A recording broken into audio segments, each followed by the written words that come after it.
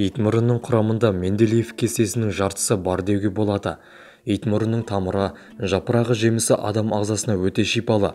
Құрамындағы аскорбин қышқылы қарақатқа қарағанда 10 есе, лимонға қарағанда 50 есе артық мөлшерде болады. Медициналық тұрғыдан итмұрынның құндылығын оның құрамында көп мөлшерде болатын С дәрумені арттыра түседі. Сонымен қатар, итмұрынның құрамында В, К, ер дәрумендері, тұқымында И дәрумені, каротин, қант, сондай-ақ иілік пектинді, бояулық заттар, органикалық қышқылдар, минералды заттар, макро және микро элементтер болады. Медицинада итмұрынды поливитамин ретінде, ағзада дәрумендер жетіспегенде, атеросклерозға қарсы, қан қысымы көбейгенде, қан аздыққа, иммундық жүйені көтеруге, сынған сүйекті тез бітіретін және бауыр ауруларын емдейтін дәрілік өсімдік ретінде қолданады. Итмұрыннан тосап жасайды, жемісін кептіріп қыста тұмауға қарсы қайнатып ішеді. Гүлдерін шайға қосып бұқтырып ішеді.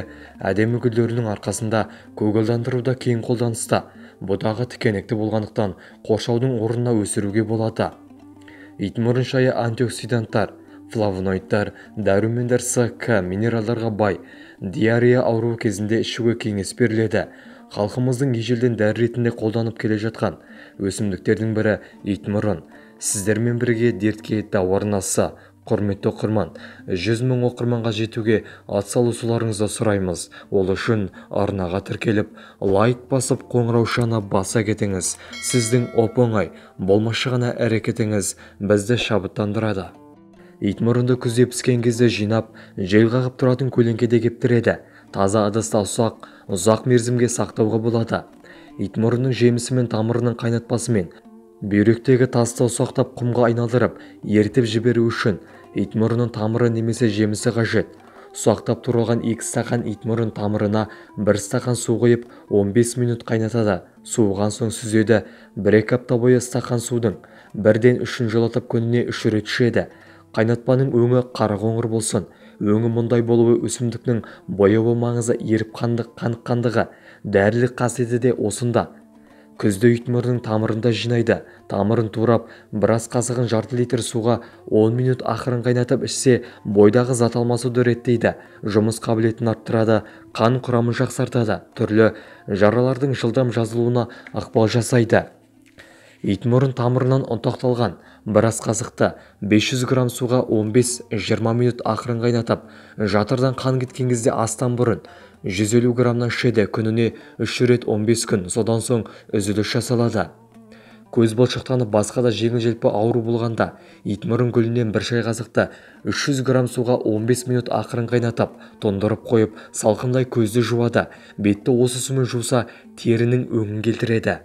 Асқазанда емдеу үшін біраз қасық майдаланған итмұрын жемісін термосқа салып, үстіне 500 мг қайнаған су құю керек. Оны таң атқанша тоңдырып қою керек. Таңертең оны сүзгіден өткізіп, 1/3 бөлікке бөлу керек те күніне 3 мезгіл тамақтың алдында 20-30 минут бұрын ішу керек. Бұл емді 1 немесе 5-2 айға қабылдаған дұрыс. Итмұрынның жемістерді жинап алысымен 70-80 температурада кептіреді. Тез кептіргенде С витамині жақсы сақталады. Кепкен итмұрын жемісінің 6-7 штугын 1 литр суға салып, 1 қайнатасыз. Суыған соң ішесіз. Бұл жерде жемісі аз, сондықтан ақшыл түсті. Иммундық жүйені көтереді, С витаминінен ағзаны толықтырады, гемоглобинді көтереді. 15 күн ішесіз, 10 күн демалу қажет. Жүктілік және босанған соң 40 мг жеткілікті. Балаларға 5 айдан бастап 20 мг беріп бастауға болады. Аз мөлшерде болғандықтан бұл тұнбаның тіске әсері мүлде болмайды. Ем болсын, видеоны жақындарыңызбен және достарыңызбен бөлісіңіз.